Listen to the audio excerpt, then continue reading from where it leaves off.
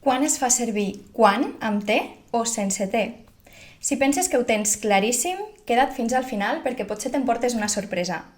Avui parlarem de les diferències entre aquestes dues paraules i d'un error molt comú quan escrivim en català. Comencem?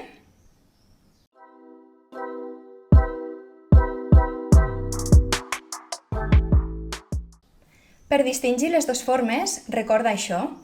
Quan sense T és un adverbi de temps. Quan amb T és un adjectiu que indica quantitat. Amb exemples ho entendràs millor. Quan, sense T, com a adverbi de temps, el fem servir per parlar d'un moment concret. Quan acabis de treballar, mirarem una sèrie, que vol dir el mateix que en el moment en què acabis de treballar, mirarem una sèrie. En canvi, quan, amb T, pot ser un adjectiu que indica quantitat. Quant d'esforç has dedicat al projecte? Que vol dir el mateix que quina quantitat d'esforç has dedicat al projecte. Si vols un truc per recordar-ho, fixa't en la lletra T de quant i de quantitat. Bé, com a adjectiu ha de concordar en gènere i nombre amb el nom que acompanya, és a dir, seria quant d'esforç, però quantes hores, d'acord?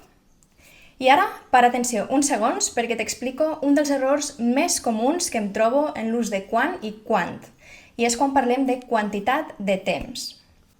Aquí sí que ens fem un embolic. Si recapitulem, al principi del vídeo t'he dit que quan sense T és un adverbi de temps per fer referència a un moment concret, i quan amb T indica quantitat.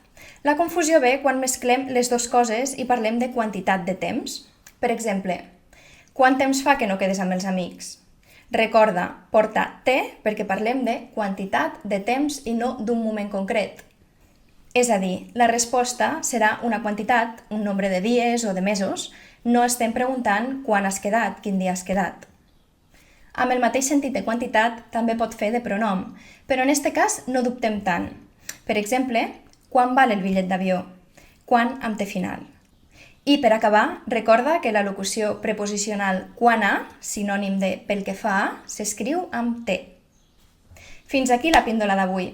Espero haver resolt els teus dubtes i si penses que ha sigut útil, subscriu-te al canal per continuar rebent vídeos com este. Fins prompte!